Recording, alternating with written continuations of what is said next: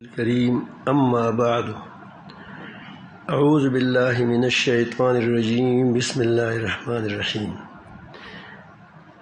قد أفلح من تزكى وذكر اسم ربه فصلى بل تؤثرون الحياة الدنيا والآخرة خير وأبقى إن هذا لفي الصحف الأولى صحف إبراهيم وموسى وقال تبارك وتعالى في مقام آخر والذين جاهدوا فينا لنهدينهم سبلنا وإن الله لمع المحسنين صدق اللہ مولانا العظیم۔ درود شریف پڑھیے۔ اللہ بارک علی محمد وعلی آل ابراہیم۔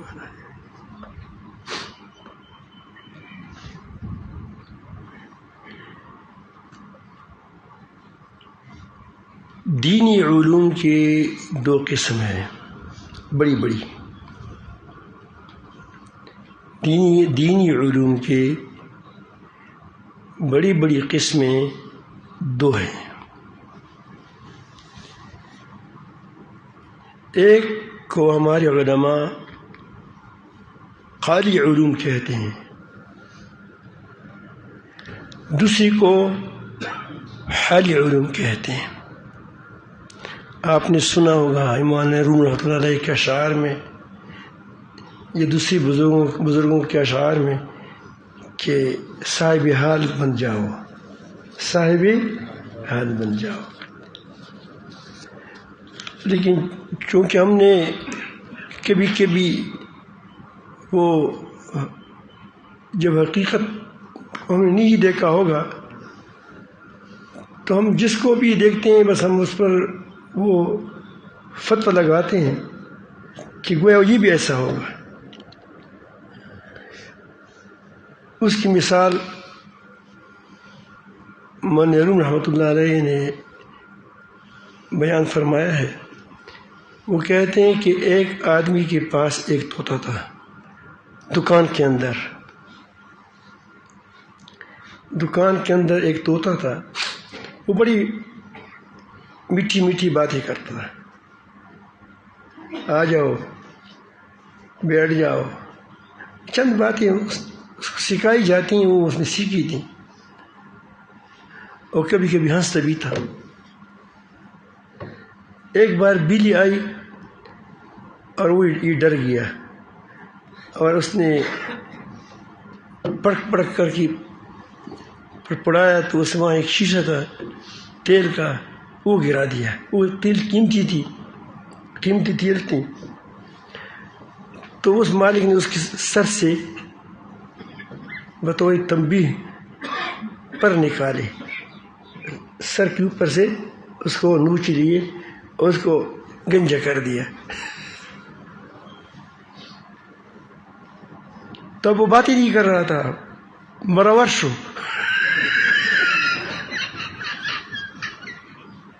خفا ہو گیا، کٹی ہو گئی۔ اب اس کی گاہک میں بھی کمی آ رہی تھی، کیونکہ لوگ تو طوطے کی باتوں کے لیے آتا، پھر کوئی مٹھائی لے جاتا تھا، کوئی چاکلیٹ لے جاتا تھا۔ اب وہ بات ہی نہیں کرتا ہے، خاموش ہے، ناراض ہے۔ تو ایک دن قدرتی گنجا اس وہاں سے جا رہا تھا، تو اس نے جب دیکھا تو یہ ہنس پڑا، طوطا ہنس پڑا اور اس کو کہا کہ تم نے بھی تیل کی شیشی گرائی ہے۔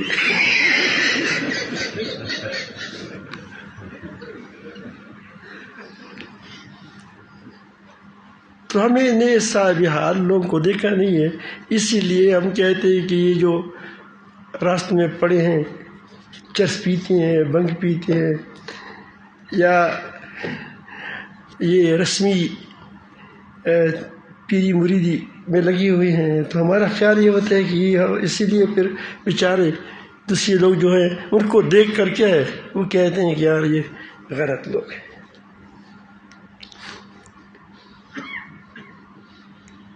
تو صاحب حال ایک ہے حالی علوم، ایک ہے قالی علوم۔ قاری علوم کے بارے میں ہمارے علماء کہتے ہیں کہ جو چیز رہنمائی کے لیے ہو، ظاہری رہنمائی کے لیے، خواہ جس طریقے سے ہو، جس ترتیب سے ہو، تو وہ قاری علوم میں داخل ہے۔ مثلا تحریر ہے، تحریر قلم سے، یہ بھی آدمی اس سے رہنمائی حاصل کرتا ہے۔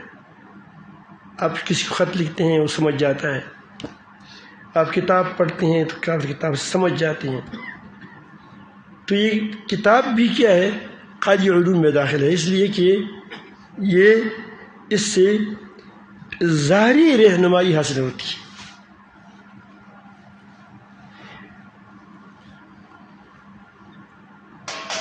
اگر کسی چیز کی ویڈیو بنایا جائے، جس طرح آج کل وہ آن لائن پڑھاتے ہیں، تو یہ رہنمائی ہے، کیا ہے؟ اس میں رہنمائی ہو جاتی ہے، لوگ پڑھتے ہیں۔ اگرچہ وہ اثر نہیں ہے جو اثر سینہ بسینہ ہے۔ ہر چیز کا ایک فائدہ ہوتا ہے، سامنے بیٹھنے سے ایک جو فائدہ ہوتا ہے وہ ویڈیو پر، آڈیو پر وہ فائدہ نہیں ہوتا، اگرچہ وہ زیادہ صاف ہو۔ آپ نے دیکھا ہوگا، میں کبھی کبھی گاڑی میں سوار ہو جاتا ہوں تو ہماری گاڑی کے سامنے ایک شیشہ لگا ہے، اس میں جب آگے کے وہ چیزیں لگائی جاتی ہیں تو پتھر سونے کے نظر آتے ہیں، مزدار بڑے زبردست نظر آتے ہیں، یہاں کہ یہی پتھر کنکر ونکر ہوتے ہیں، لیکن وہ ہوتے ہیں ویڈیو کے کنکر، ویڈیو کے کنکر ہوتے ہیں۔ تو اس طرح اس کو کہتے ہیں قاری علوم۔ کیا قاری علوم کہتے ہیں؟ جو تحریر سے، تقریر سے، آڈیو سے، ویڈیو سے یہ حاصل ہوتے ہیں، یہ اس کو قاری علوم کہتے ہیں۔ دوسری علوم حالی علوم ہے، اس کا راستہ یہ نہیں ہے۔ دونوں کے راستے دونوں ضروری ہے، رہنمائی نہ ہو تو کیسے جاؤ گے؟ قاری علوم بھی ضروری ہے، حالی علوم بھی ضروری ہے، لیکن راستے الگ الگ ہیں۔ اگر قاری علوم کا وہی راستہ ہوتا جو حالی علوم کا ہے تو صحابہ کرام تو محروم ہی ہو جاتے، کیونکہ صحابہ کرام رضوان اجمعین میں قاری علوم والے بڑے بڑے قرات السبعہ تھے، 7 تھے، پھر زور لگائیں 25 تک پہنچ جاتے ہیں، پھر زور لگائیں کچھ اور بھی زیادہ بڑھ جاتے ہیں، لیکن تھے تو لاکھوں۔ لیکن حالی علوم کا متحمل ہر ایک تھا، اس لیے فرمایا کہ میرے صحابہ کیا ہے؟ صحابہ کیا ہے؟ نجوم ہدایت ہے، جس کے پاس بھی پیچھے جاؤ گی تو کیا ہدایت پاؤ گے۔ اس کی حالی علوم اس قدر مضبوط تھے، اس قدر کہ اس میں وہ فراست سے بہت ایسی باتوں کو جانتے تھے کہ ہماری بعد والے اہل علم جس نے بہت کچھ پڑھا ہو، بہت کچھ دیکھا ہو، بہت کچھ سنا ہو، اس کو وہ نہیں پاتے، یہ سمجھ جاتے تھے۔ دین کے معاملے میں اس کو دھوکہ دینا بڑا مشکل تھا، کیونکہ وہ صاحب دل تھے، صاحب دل تھے، صاحب حال تھے۔ اسی لیے اس کی کبھی بھی اس سے شرک صادر نہیں ہوا۔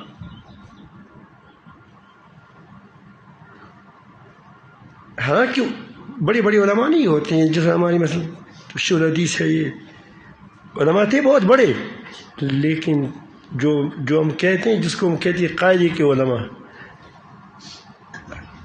تو یہ تو خیر صحابہ کرام ہے، یہ حاجی امداد اللہ رحمۃ اللہ علیہ جو ہم بیٹھے ہیں ان کی مریدین ہیں، اور یہاں ہر جگہ تقریباً حضرت تانوی رحمۃ اللہ علیہ کے حلقے ہیں، حضرت شیخ اللہ کے حلقے ہیں، حضرت مدنی رحمۃ اللہ کے حلقے ہیں، بہت اس کے کروڑوں بلکہ اربوں تک پہنچ جاتے ہیں۔ یہ صاحب حال تھا، کیا تھا؟ صاحب حال تھا۔ اور صاحب حال لوگوں کے علوم ایسے گہرے ہوتے ہیں کہ مولانا قاسم نندوتی رحمۃ اللہ فرماتے ہیں کہ میں نے حضرت حاجی صاحب رحمۃ اللہ علیہ کی علوم کو دیکھ کر میں نے سبیت کی ہے۔ یہ اتنی گہرے علوم ہوتے تھے اس کے بعد کہ اس کی باتوں کے اندر محسوس کرتے تھے کہ وہ اس کو دیکھ کر میں کیا ہو جاتا، میں سبیت ہو چکا ہوں۔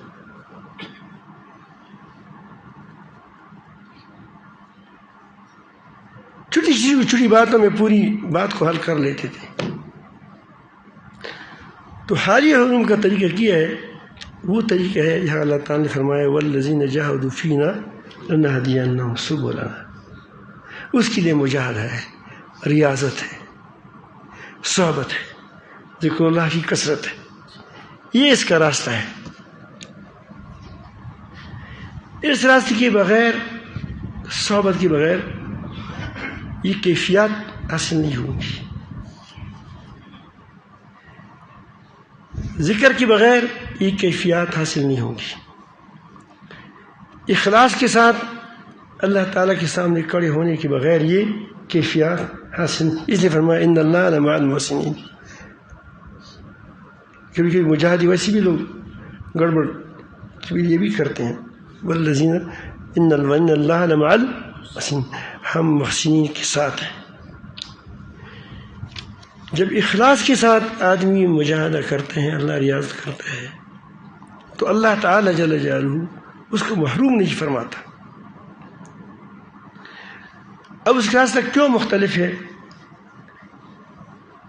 میں کبھی کبھی مثال بھی دیتا ہوں، یا چونکہ کربوا شریف میں عام نہیں ہوتے اس کی، الحمدللہ آج کل تو ہر جگہ پل پہنچتے ہیں، آم کا پل یہاں بھی پہنچ جاتا ہے، دوسری جگہوں بھی پہنچ جاتے ہیں، لیکن ایک زمانہ وہ تھا کہ ہم نے ایک آم کی ہڈی دیکھی تھی، ہڈی چھوٹی سی آم کی ہڈی ہوتی ہے، اس کی ہڈی میں سے لوگ سر کرچتے رہتے ایسا۔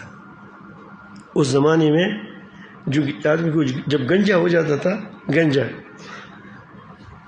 تو پھر اس کے ساتھ وہ جیسا کچکول ہوتا ہے چھوٹا سا، اس طرح وہ جو جب درمیان میں کاٹا جاتا تھا، وہ ہڈی ہم نے دیکھا نہیں تھا آم کو، لیکن ہڈی کو دیکھا تھا کہ وہ اس سے کالا سا ہوتا تھا، کیونکہ وہ بہت پرانا ہوتا تھا، تو وہ کہیں سے اس کو پا لیا تھا تو اس سے سر کوچتے تھے۔ ہم نے دیکھا تھا، ہم بڑے لوگ اس بزرگوں کو دیکھا تھا، یہ بزرگ ان میں جو معمر تھے، پر دادوں کو میں نے کہا دیکھا تھا کہ وہ اس سے اپنے سروں کو کچھ لیتے تھے۔ ہم نے کہا کہ یہ بھی کوئی چیز ہوگی، وہ کہتے یہ عام ہے۔ تو میں اس زمانے کی طرف ترا جاتا ہوں، اس زمانے میں تو ہم نے عام چکھ لیا ہے، دیکھ بھی لیا ہے۔ اگر کوئی آدمی تقریر سے کسی بچے کو یا جوان کو جس نے عام نہیں چکھ لیا ہو، عام کا مزہ نہیں دیکھ لیا ہو،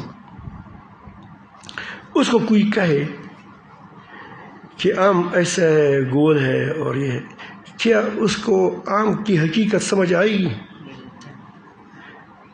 پھر اس کے بعد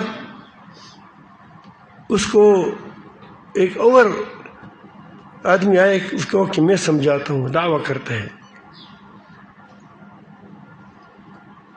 تو اس کو وہ عام کی تصویر زبردست رنگ دے کر، زرد رنگ، اور کہو کہ اس طرح زرد کا عام ہوتا ہے، تو رہنمائی حاصل ہو گئی، رہنمائی باتوں سے بھی حاصل ہو گئی اور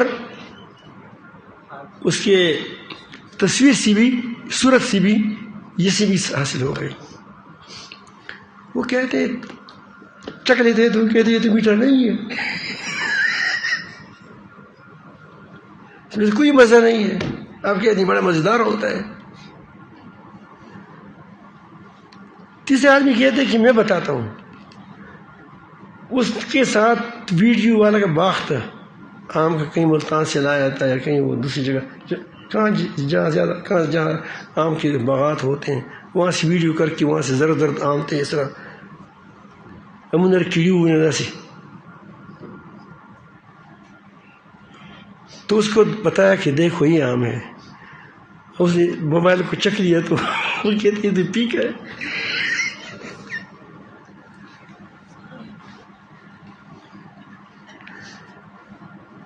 ایک شخص آیا، وہ کہیں جہاں آم پیدا ہوتے ہیں ملتان سے یا کہیں سے، اس کی جیب میں ایک آم تھا. وہ کہتے ہیں بھائی تم کیا سمجھاتے ہو اس کو؟ کس نے خواص سمجھائے بعض کو جو خاصیتوں کا پتہ تھا کہ اس کی یہ خاصیت ہے، یہ خاصیت ہے، یہ خاصیت ہے، یہ خاصیت. آم کی خاصیت بھی ہے. کس نے مزے سمجھا کہ اس کی بڑا بڑا مزیدار ہے، میٹھا بھی ہوتا ہے، تھوڑا سا ترشی میں بھی ہوتی ہے، بعض بالکل میٹھے ہوتے ہیں، یہ ہوتے ہیں وہ ہوتے ہیں. ساری تفصیلات سامنے کی. اس گنوار کو تفصیلات کا پتہ نہیں تھا. وہ جو جس کے پاس آم تھا اس کو یہ پتہ نہیں تھا کہ آم کی کیا خاصیتیں ہیں، آم کی کیا وہ فوائد ہے، اور اس کے پیچھے وہ جب آدمی کھاتے ہیں تو اس کی کیا اس سے کون سی طاقت حاصل ہوتی ہے، کیا حاصل ہوتا ہے، اس کی ہڈی کے اندر کیا فوائد ہے. کہ میں بتا دیا کچھ یہ تو ظاہری چیز تھی. اس طرح اس کو کوئی پتہ نہیں ہے. لیکن وہ سادہ آدمی ہے، وہاں سے باغ سے اس کے پاس وہ آم کا باغ ہے، اس نے محنت کی ہے، آم کو کاشت کیا ہے، یا پیسے کما کر کے بیچارے نے کچھ جمع کر کے ایک آم خرید لیا ہے. راستہ بدل گیا. اس نے اس لڑکی کو یا آدمی کو دیکھ کے کہ یہ آم یہ ہے، اس کو چکھ لو.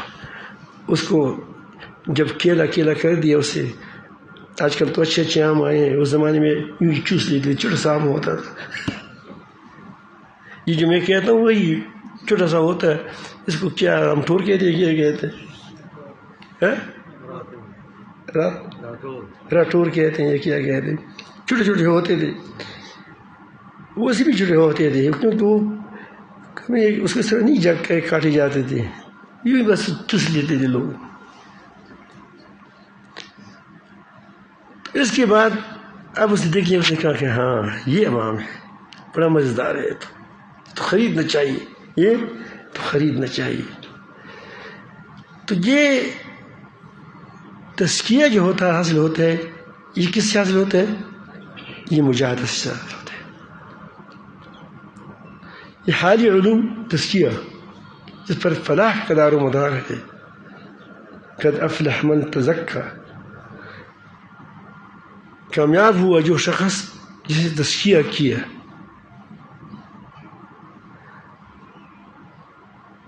اور اس کا وذکر اسم ربہ فصلی، اس کو اذکر یاد میں ڈوب گیا، اللہ تعالیٰ کے نام لیا، اور اللہ تعالیٰ سامنے گر پڑا.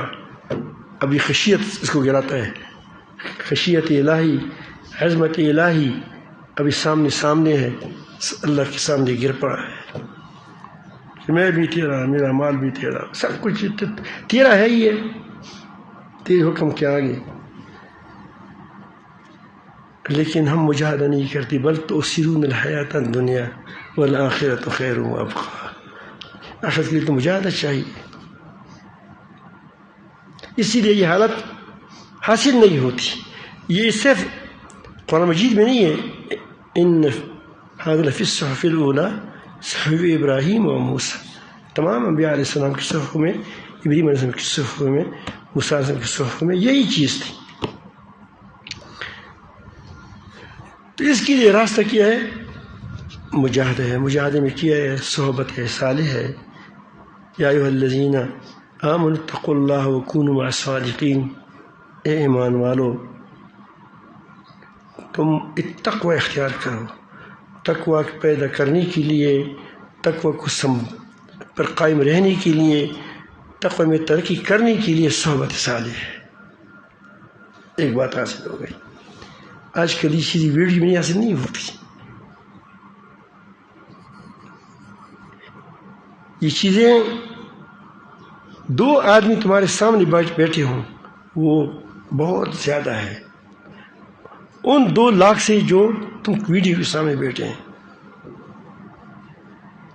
وہاں تمہارا سینہ نہیں ہے، وہاں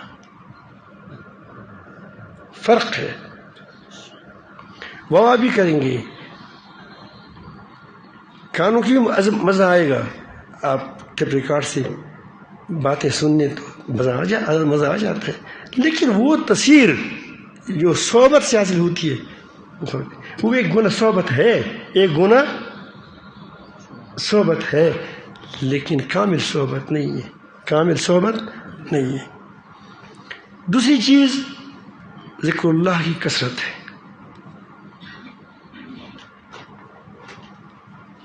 تیسری چیز یہ سب کچھ اللہ تعالیٰ کے لیے کرنی ہے اخلاص کے ساتھ. اگر کوئی اس لیے ذکر کرتا ہے کہ میں پیر بن جاؤں گا تو اس نے اپنے آپ کو ضائع کر دیا. پیر بھی بن جائے گا اور اس کے ساتھ اس کے مرید بھی بن جائیں گے اور اس کے شان شوکت بھی بن جائے، کیونکہ اللہ تعالیٰ جل جلالہ استدراج کے طور بھی ایسا کرتے ہیں. اور کبھی ایسا بھی ہوتا ہے کہ وہ اس کو دنیا میں اس کا نام کر دیتا ہے، آخرت میں جہنم میں ڈال دے. یہ آپ نے حدیث میں پڑھا ہوگا، عالم کو ڈالے گا، شہید کو ڈالے گا اور سخی کو ڈالے گا کہ اس نے کیا ہوگا. اس نے اللہ کے لیے نہیں کام کیا ہوگا بلکہ ویڈیو والا کام کیا، نمائشی کام کیا ہوگا. وہ تو ہو گیا، نمائش تو ہو گئی، لوگوں نے واہ کر دیا، لوگوں نے جو کچھ آپ چاہتے تھے وہ تو ہو گیا. آگے کیا چاہتے ہو؟ آگے جہنم کے لیے آؤ. تمہیں اتنی بہترین صلاحیتوں کو تم نے اس دنیا خبیث کی پر ضائع کر دیا، اس مردار پر تم نے ضائع کر دیا. بل تؤثرون الحیاۃ الدنیا. تو اگر آپ میری بات کو سمجھ چکے ہیں، یہ خانقاہیں کا مقصد اصل درس نہیں ہوتا ہے. یہاں ایک آدمی کی صحبت نہیں ہوتی، یہ پوری مجمع کی صحبت ہوتی ہے. میں تو ہمیشہ کہتا ہوں کہ یہاں کوئی پیر نہیں ہے. اب دیکھتے ہیں اب صبر سے سب آئے، اب وہی پیر بن گئے، ہماری پیر ختم. مولانا غفار صاحب آتے ہیں تو وہ پیر بنے، یہ پیر ختم. پہلے ہزاری صاحب رحمۃ اللہ علیہ، اللہ تعالیٰ کی درجات کو بلند فرمائے، یہاں آ جاتے تھے، بس وہ وہی پیر تھا. تو یہاں تو سب پیر ہیں. یہ سارے آپ کی بڑا مجمع ہے الحمدللہ، سینکڑوں مجمع ہے. یہ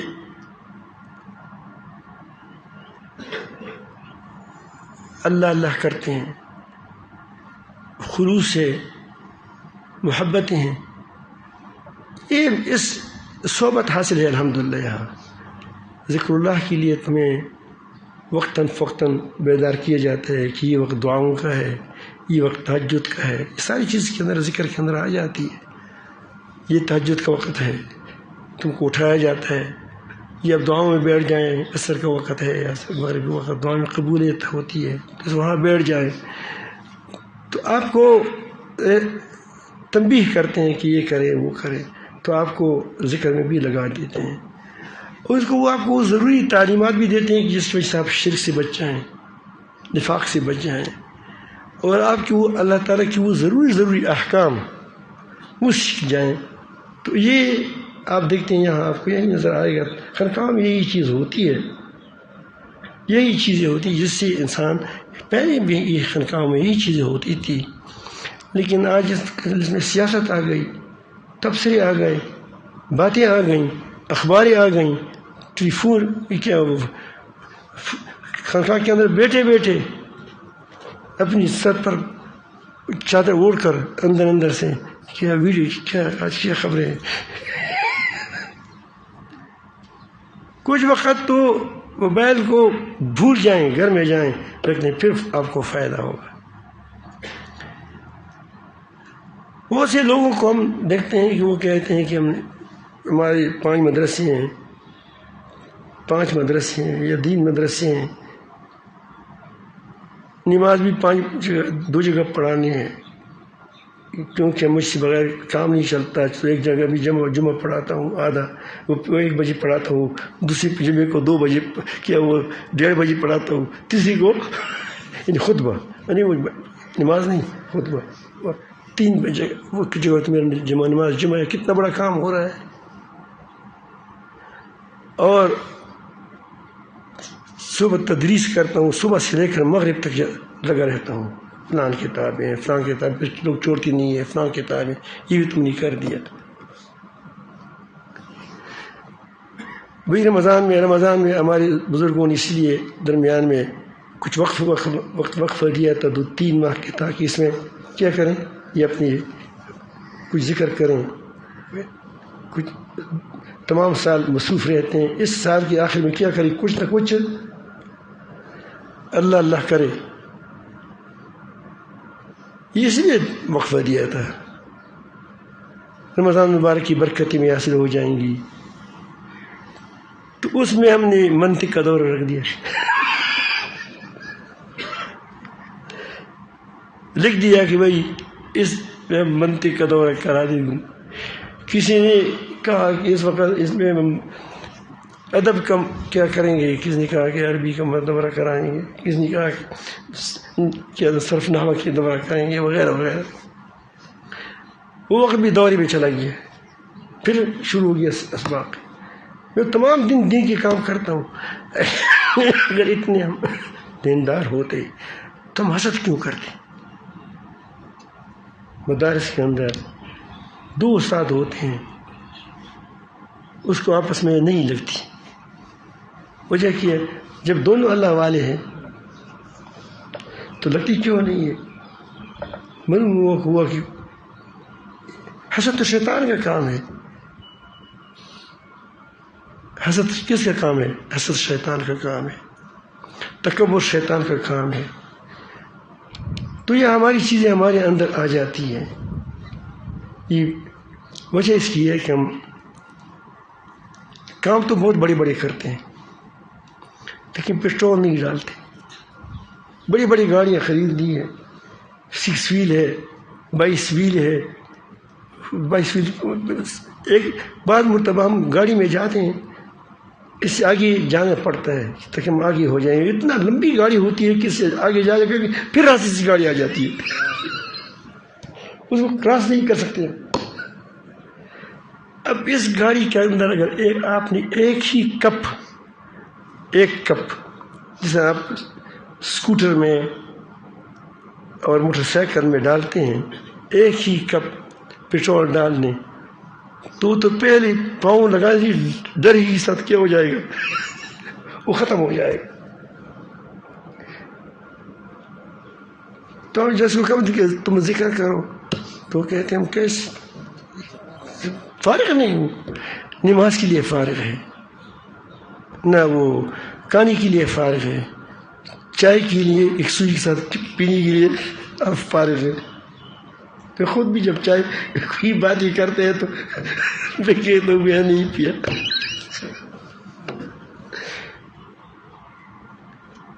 چائے کے لیے فارغ ہے، وقت ہے تمہارے پاس، طلباء تمہارے سر مالش کرتے ہیں، اس کے لیے تمہارے ساتھ وقت ہے، اور تم کو دباتے ہیں، اس دبانے کو تمہارے ساتھ وقت ہے، اور آپ سفر پر جاتے ہیں روزانہ، کہیں وہاں سفر ہے، کہیں وہاں سفر ہے، کہیں سفر ہے، اس کے تمہارے ساتھ وقت ہے، بیوی کے ساتھ ملاقات کے ساتھ تمہارے وقت ہے، تمہارے ساتھ ہونا بھی چاہیے، بچوں کے ساتھ کھیلنے کے لیے آپ کے ساتھ وقت ہے، اگر وقت نہیں ہے اللہ کی یاد کرنے کے لیے نہیں ہے۔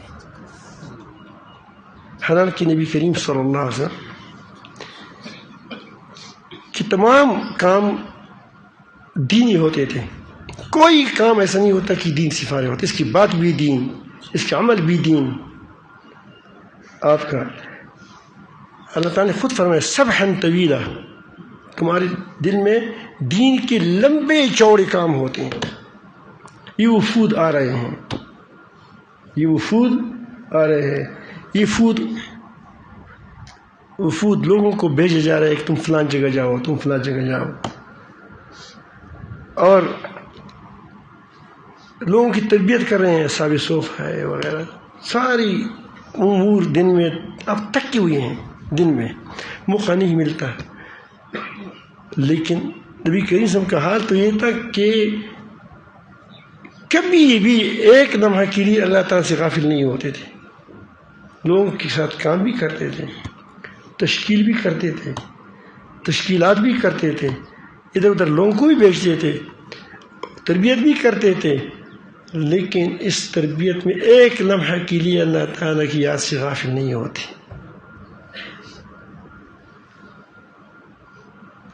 بلکہ سوتے وقت بھی نبی کریم فرماتے ہیں کہ میری آنکھیں سوتی ہیں، دل کیا ہے؟ اللہ کے ساتھ لگا ہوا ہوتا ہے، جاگتا ہے. پھر بھی اللہ تعالیٰ فرماتے ہیں کہ راتوں کو اللہ کے سامنے کھڑا ہو. یعنی ہماری کام تو نمائشی ہے، اس کے ہر کام کے اندر اللہ تھا، اللہ کی ریت تھا، اور اللہ کا دل اللہ تعالیٰ سے لگا ہوا تھا. کل احیان وہ ذکر کرتا تھا. لیکن پھر بھی اللہ تعالیٰ فرماتے ہیں کہ تمہارے دن میں بہت سے کام ہوتے ہیں، تم رات کو کیا کریں؟ اللہ کے سامنے کھڑے ہو، اکیلے میں کھڑا کرے. اور نبی کریم کی پاؤں میں مبارک میں ورم آ جاتا ہے، اتنی کھڑے ہوتے تھے. ہمارے لیے کوئی ضرورت نہیں ہے.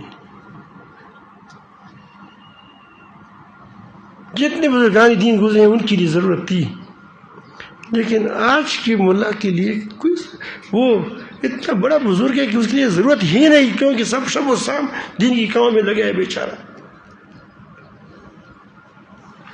تو اس کے لیے بڑی ضرورت ہے کہ آدمی کوشش کرے کہ ان کاموں کے باوجود اللہ رب العالمین جل جلالہ کے لیے وقت فارغ کریں، اللہ کے ذکر کے لیے وقت فارغ کریں، ذکر کریں، اچھی صحبتوں میں رہیں، بری صحبتوں سے بچیں، جھوٹ سے بچیں، جھوٹی صحبت سے بچیں. اس صحبت سے ہی بچیں جہاں غیبت ہوتی ہے، اسے اٹھا کریں، کیونکہ گویا ہمارے کان میں کوئی شیشہ ڈال رہا ہے، ایسے اسے اٹھا کرو. جب اٹھ جاؤ گے تو لوگ سمجھ جائیں گے کہ میں غلط کر رہا ہوں، اس لیے تو اٹھ کیا. کچھ اگر بس نہیں چلتا من رکھنے کے لیے غیبت تو حرام ہے. اگر تمہارا بس نہیں چلتا اٹھ جاؤ، اس سے جھوٹ بولا جا رہا ہے، آپ اٹھ جاؤ. ہم کو جھوٹی مجلس میں بیٹھنا پڑتا ہے. تو میں عرض کرتا ہوں کہ یہ اگر آپ اس طرح اپنے آپ کی کانوں کی حفاظت کریں گے، آنکھ کی حفاظت کریں گے، تو آپ کی انشاءاللہ اصلاح میں اللہ تعالیٰ جل جلالہ بہت مہربان ہے.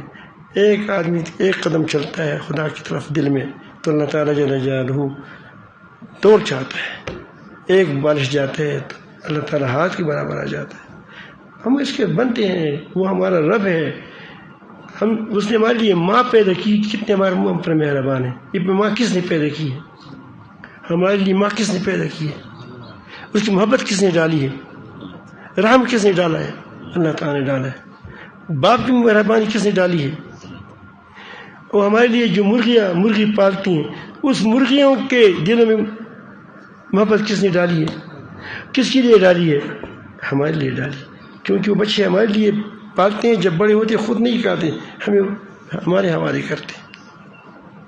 تو اس کے لیے وہ رب بہت مہربان ہے، وہ تم کو کئی محروم نہیں کرے گا، لیکن دل خدا کی طرف کرو.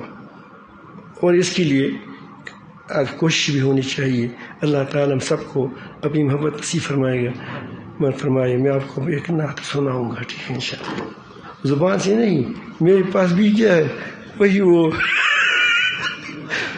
موبائل والا نعت خوان ہے، وہ آپ کو سناؤں گا انشاءاللہ.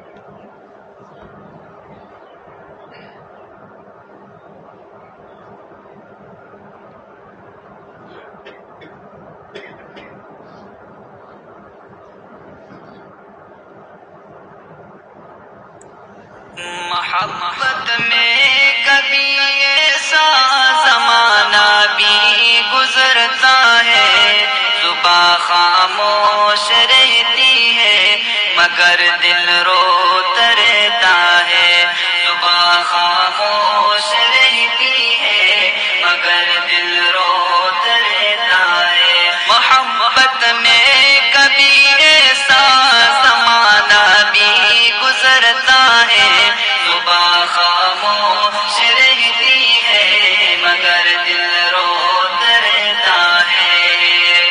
اگرچہ راہ تقویٰ میں ہزاروں غم بھی آتے ہیں، اگرچہ راہ تقویٰ میں ہزاروں غم بھی آتے ہیں، مگر جو عاشق صادقہ ہے غم کو سہتا رہتا ہے، زباں خاموش رہتی ہے مگر دل روتا رہتا ہے، زباں خاموش رہتی ہے مگر دل روتا رہتا ہے۔ محبت میں کبھی ایسا زمانہ بھی گزرتا ہے، زباں خاموش رہتی ہے مگر دل روتا رہتا ہے، زباں خاموش رہتی ہے مگر دل روتا رہتا ہے۔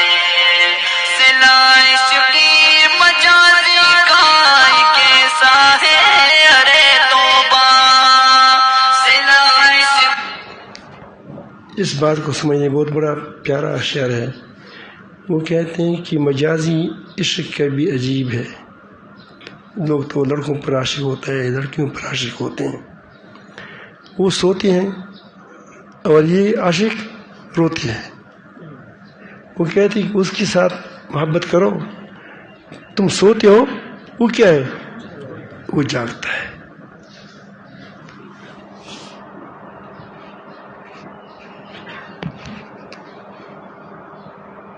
دل روتا رہتا ہے، زباں خاموش رہتی ہے مگر دل روتا رہتا ہے۔ محبت میں کبھی ایسا زمانہ بھی گزرتا ہے، زباں خاموش رہتی ہے مگر دل روتا رہتا ہے، زباں خاموش رہتی ہے مگر دل روتا رہتا ہے۔ صلہ عشقی مجازی کا کیسا ہے ارے توبہ، صلہ عشقی مجازی کا کیسا ہے ارے توبہ، کہ عاشق روتے رہتے ہیں صنم خود سوتا رہتا ہے، زباں خاموش رہتی ہے مگر دل روتا رہتا ہے، زباں خاموش رہتی ہے مگر دل روتا رہتا ہے۔ محبت میں کبھی ایسا زمانہ بھی گزرتا ہے، زباں خاموش رہتی ہے مگر دل روتا رہتا ہے۔ خطاؤں کی اگر آئی ہے دامن پر دراشائی، خطاؤں کی اگر آئی ہے دامن پر دراشائی، تو اپنے آرزو سے عشق اس کو دھوتا رہتا ہے، تو اپنے آرزو سے عشق اس کو دھوتا رہتا ہے، زباں خاموش رہتی ہے مگر دل روتا رہتا ہے، زباں خاموش رہتی ہے مگر دل روتا رہتا ہے۔ محبت میں کبھی ایسا زمانہ بھی گزرتا ہے، زباں خاموش رہتی ہے مگر دل روتا رہتا ہے۔ گناہگاروں کی مت تحقیر کر اے زاہد ناداں، گناہگاروں کی مت تحقیر کر اے زاہد ناداں، کہ ان کی آہذاری پر پلک بھی رو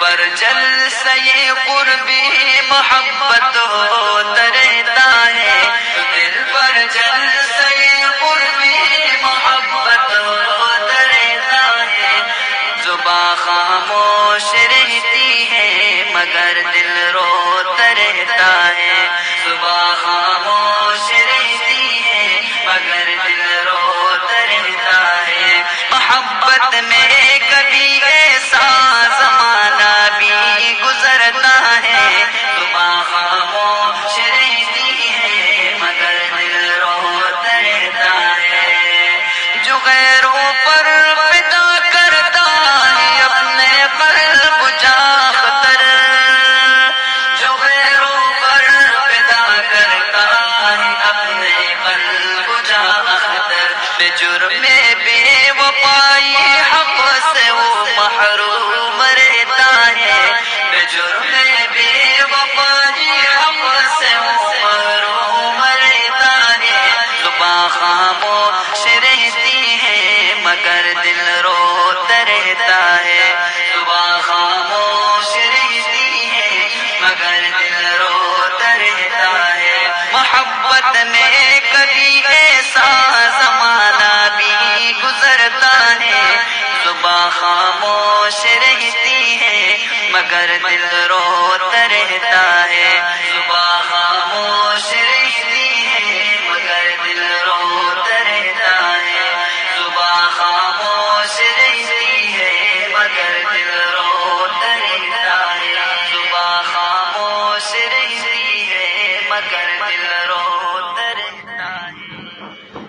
اس میں ایک جملہ ہے مصرع بڑا زبردست تھا۔